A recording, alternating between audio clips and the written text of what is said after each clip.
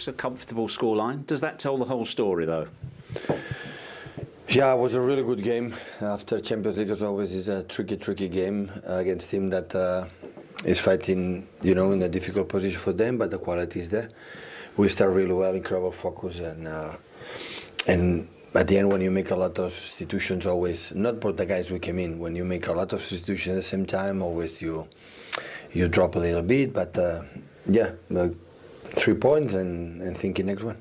Is that the gamble you have to take, though? Because you said to us before the game, I don't like to make lots of changes, 5s and 6, because it can unsettle the team. And that happened in the game today.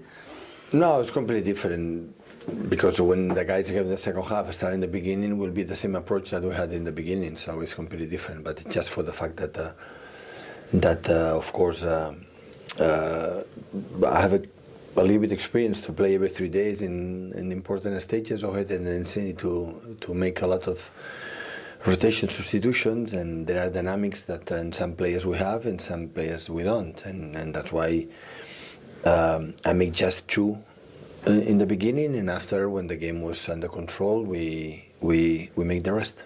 Just check, they were all tactical, those substitutions, no injuries or anything? Yeah, definitely. The football that got you up at 3-0, how good were you today? And also Kevin De Bruyne, that's 100 assists for Manchester City. What sort of achievement is that? No, it's a lot. We spoke last game against Southampton that he achieved these 100 assists, so it's a lot in a short period, so it's incredible. Were you concerned once Leicester City got themselves back into the game? Were you starting to worry at all, or do you still feel in control? No, of course we were worried. So we threw one with our mistake, and the second we had the chance with Maddison, and after with Kelechi. So the game was tricky in the last 10-15 minutes. But if you make it the global game was especially the first 55-60 minutes was good. But do you have to have these uncomfortable moments in some ways? Because as you said, you're competing in 3 competitions. You've got to look after the players. I had to avoid it. I always have to push ourselves and better and avoid what happened after 3-0. We cannot always suffer. But it happened for a lot of situations. Normally, with my experience, when you do that, it's happened. What's the most important thing today, though? That you keep the pressure up on Arsenal? Absolutely. 3 points of pressure to us. I'll let you go. Thank you. Most important thing. So, as I say, they both have 8 left to play. But that isn't just the story for Manchester City either, because, of course, he mentioned the trip to Munich in the week, the FA Cup semi-finals. They played twice before that Arsenal game in 11 days' time. And Arsenal played twice in the league, which could be significant as well. And then you look at Arsenal, Chelsea, Newcastle, and then Brighton, Forest, Wolves to finish. What are you thinking when you look at that list? And City still have 1 Premier League game still to arrange, by the way, at Brighton. Yeah, you would say, like, for Arsenal, they might have a little bit of a tougher run, personally, but I think with the fact that they're only playing for the Premier League, I think it gives them more time to rest and recover. I think with City, it becomes harder because of the extra games they got in there and the size and the magnitude of them both. Do you not think, though, if you're only prepping for 1 game a week, that could also make you a bit more anxious? Whereas with City, you have not got time to think. You've got to go. They're just winning, aren't they? Yeah, like you. If I you're kind of Arsenal, agree with you because your legs would be wobbling, no? I think if City win the league, they win the Champions League as well. I think they're complementing. All or nothing, is it? Yeah, I think they're complementing each other. I think them coming away from Bayern Munich, winning like that, then they're going in to play Leicester. The confidence is there, and like Karen said, because by the time they come back, they do a warm down. They might train one day. The training day is like, then you're back into a game again. So it's all mainly rest and recover and just straighten you. Like Karen said, you don't actually get time to think. And talking of recovery, all eyes on Arsenal now, tomorrow, to see, after Anfield and after today, what they can come up with. And that's what I was referring to. They've had to sit maybe today and watch that. I think, like everyone, we expected City to win, but I just think that 1 game a week, when you know you've got that preparation time, it's getting a little bit anxious. I think that might be the challenge for Arsenal. It's just too much preparation time, too much thinking. Fascinating. That began with Newcastle, who'd won 5 in a row, thumped at Villa who've now themselves recorded 5 successive victories for the first time, incidentally, in 25 years. 3 points and 3 goals for Unai Emery's side. Brighton winning at Stamford Bridge for the first time in their history. 3 games for Frank Lampard, 3 defeats back at Chelsea for Frank Lampard. Everton beaten for just the second time at home under Sean Dyche, 3-1 by Fulham. The bottom club Southampton losing for the 20th time this season. 3 out of 3 back at Palace for Roy Hodgson. What a dramatic game at Spurs. They got back to 2-2 in stoppage time, but Bournemouth with a late winner. They've won away at Tottenham for the first time in their history. Wolves have got another win at home. Brentford have lost 3 in a row for the first time this season. They were beaten by 2-0. We've just brought you City beating Leicester 3-1. 2 enormous games on Sunday as well. It's over to Arsenal now. How will they respond, both to the drop points at Anfield and to City winning? They're away at West Ham, and Manchester United, with that defensive injury crisis as well, go to Nottingham Forest. The Premier League weekend complete. Leeds fighting for their lives welcome Liverpool in the Monday Night Football to Ellen Road. And Leeds will be keeping an eye on West Ham and Forest tomorrow as well. Leicester stay second from bottom. Southampton are still 4 points from safety. Forest have the opportunity to nudge their way out of the drop zone tomorrow against Manchester United. Everton remain 4th bottom, Leeds 5th bottom. The big climbers, Bournemouth up to 14. They are 6 clear of relegation. Wolves now 7, and look at Crystal Palace. 9 points in the blink of an eye under Roy Hodgson, and they are 9 points clear of the drop zone. The all-important number at the top, though, is 3. That is all Arsenal's lead is. They have a chance to make it 6 tomorrow, but of course from now they've both got 8 games to play. Newcastle and Manchester United locked on 56 points. Newcastle were delighted that Spurs missed the opportunity to go level with themselves and Eric Ten Hag's side with that defeat late on at home to Bournemouth. And Villa dreaming of Europe for the first time since 2009. They're in 6th place, 31 played, 50 points.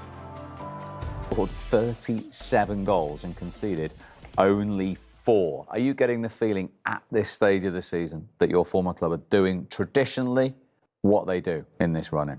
Yeah, I think the proof's in all the results, and especially in the way they've been playing as a team. I think although they put these runs together, I think watching City play these last 10 games that we've watched in all competitions, I just think they've been at their best form that we've seen over the course of the season. And it's coming at the right time at the business end of the season where these results matter and they count. Why was you so nervous at the start of the show?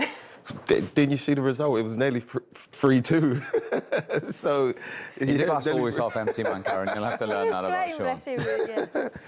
Yeah, but yeah, I think they're doing it all at the right time. I think it needs to happen. They need to go on now, and I think when Arsenal do slip, if they do slip again, they need to be there ready to pounce on them, and the way they're playing, that they're in the right frame of mind to do that. Let me give you some numbers, Karen. Under Pep Guardiola in the last 6 seasons, in their last 10 games, an accumulation of 145 Premier League points, which is more than any other team in that period. Mentality monsters in this home straight. Yeah, but they know the formula. They always kind of start off quite slow and then peak at the right time. And even with the World Cup, which has kind of adjusted the season, they've just still found that formula. There's still 8 games to go. But you're right, historically, they've always done it and nailed it. And you look at the Bayern Munich game and the football in the first half today and the last couple of weeks, like Sean mentioned, some of the best football I've seen in a long time, actually. The only difference with Arsenal is I think they play us. Sometimes I see their intensity a little bit higher than City's. City's is more controlled. So I'm interested to see how that goes. But, you know, we're going to see 2 teams go at it in a couple of weeks' time, and we're looking forward to it. But I think the way City are historically, the form they're in, I can't see anything changing really in me for City to win it.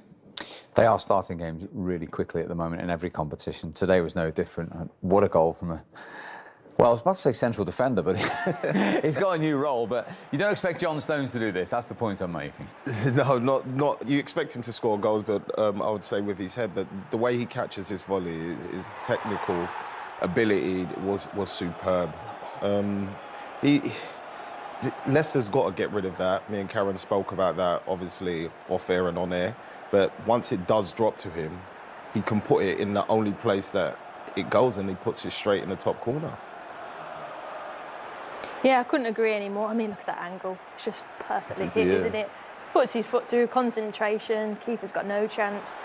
Like we mentioned, defending from Leicester, you practice all week, defend the shape, defend how tactically they play. And look, it's come from a set piece when you should be winning first balls and second balls. And John Terry's there at the side, probably with his hands in his head thinking that's the simple things of football that you can sort out from a Leicester's perspective. But brilliant goal from Stones. And they got a helping hand, so to speak, from Wilfred and Ndidi, didn't they?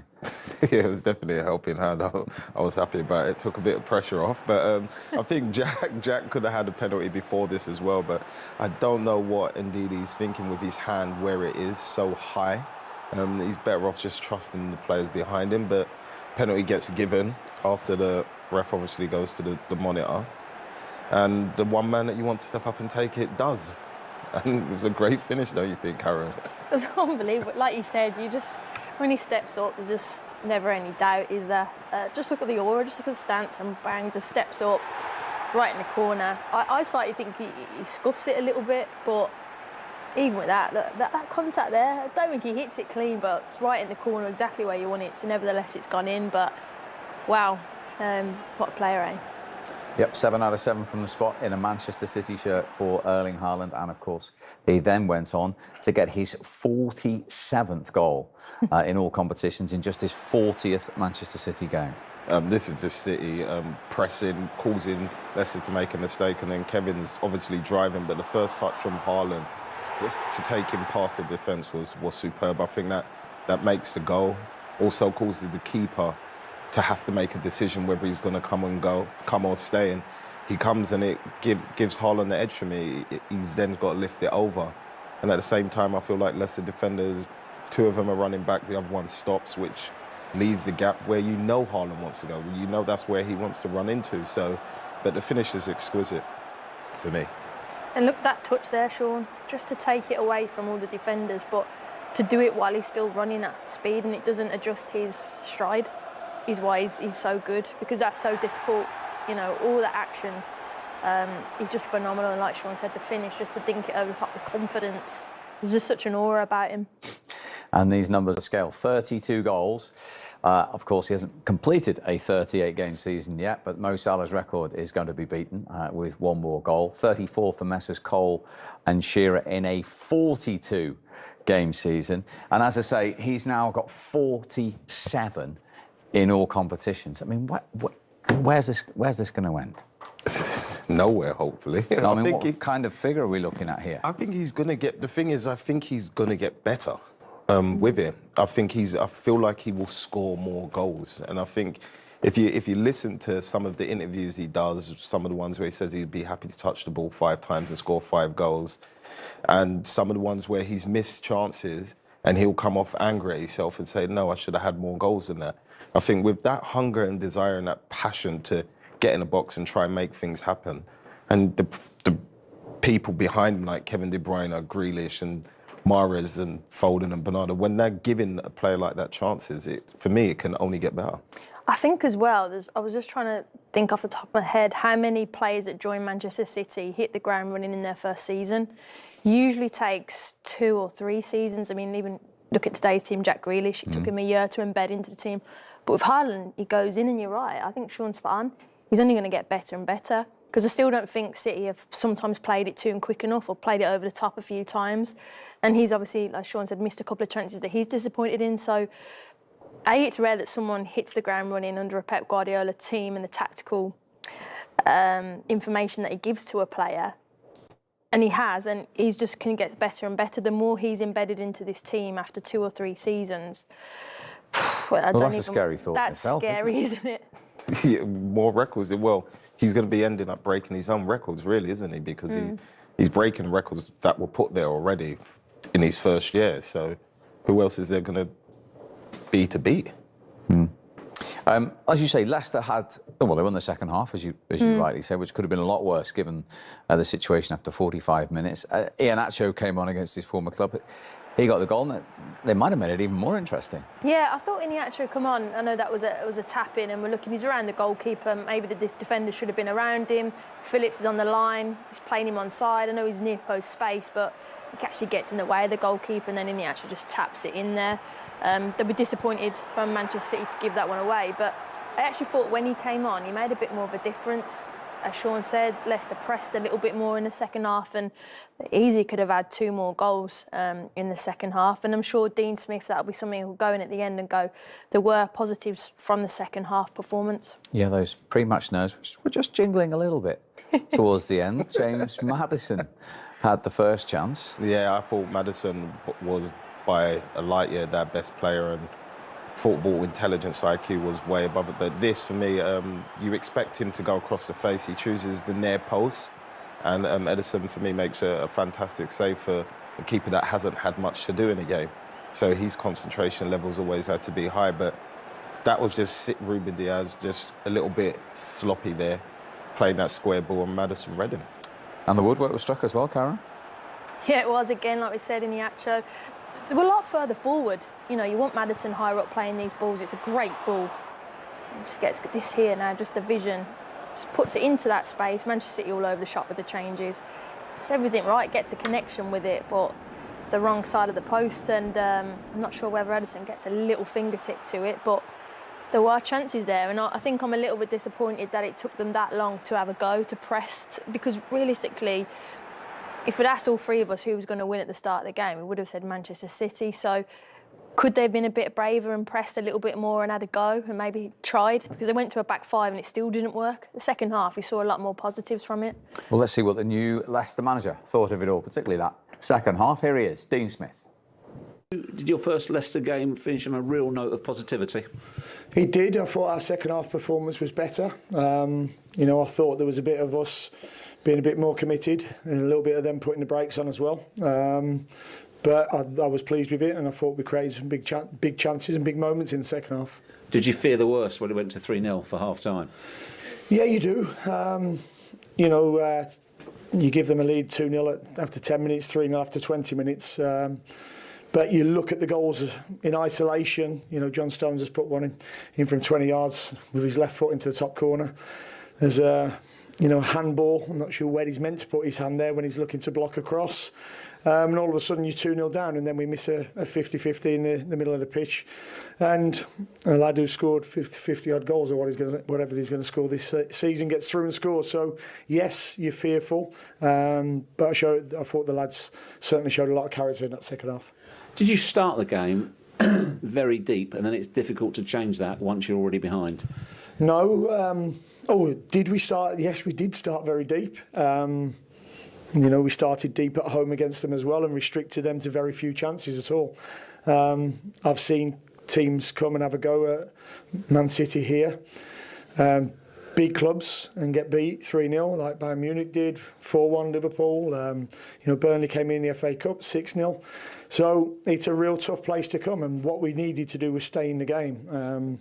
And that's what our mindset was, make sure we stay in the game. But unfortunately, as I said, them isolated incidents which led to goals. And at that point as well, do you think we really can't afford to ship a hatful here? Not just because of goal difference, but it could be hugely damaging psychologically. Yeah, without a shadow, I thought our centre-halves were aggressive in the second half, more aggressive, especially our outside centre-backs. I thought they put a lot more pressure on their 10s when they came inside. And, I think our actual goal comes from Wout making a run and winning a corner. And, we get the second phase from that. H wins the first header and Kel puts it in. So, yeah, there's lots we can take from it. Obviously disappointed, but a 2-0 deficit, one of the best teams in the world, isn't the end of the world. Is part of you thinking, if only, you had other chances as well, hit the post, James Maddison threw on goal as well? Yeah, it would have been very interesting if we would put one of them away at 3-2, but it wasn't to be. But as I just said to the players in there, they showed enough character for me to know that our season wasn't going to be defined here. We've got a run of games now where, we have to go and win matches. In that run of games, Wolves, Leeds and Everton to come. Massive, and I think even before the game we knew it was about consolidating into Manchester City, but it's about those next 3 fixtures, giving him a platform, some positives that he can go in and say, look, we did this well, we did that well, but it's all about those 3 games there. They have to win them. They're in a really sticky situation. That's why they've brought him in. But his experience of keeping Aston Villa up previously, this is where they'll go to his experience now to guide them out of this situation. But like you said, there were some positives definitely from the second half. They've got some good players. They've just got I mean, the last few weeks were probably the lowest I've ever seen from them. They're lethargic, and that's linked to confidence. And he's just got to galvanise them now for these next 3 games. Yeah, and obviously taking today, understandably, out of the equation, they still haven't kept the clean sheet since the World Cup finals. The only team with that situation. And that's where the problem is for them. That's why they are where they are. I think as a midfielder or an attacking player, you need your defence to keep goals out. So when you do get those chances in the opposite end, you're more calm. You don't feel panicked. You're not rushing. You don't think, oh, if I don't score this, then we're going to lose because we're going to concede a goal. So I think clean sheets, as much as it's good for the defender and the goalkeeper, I think it helps it.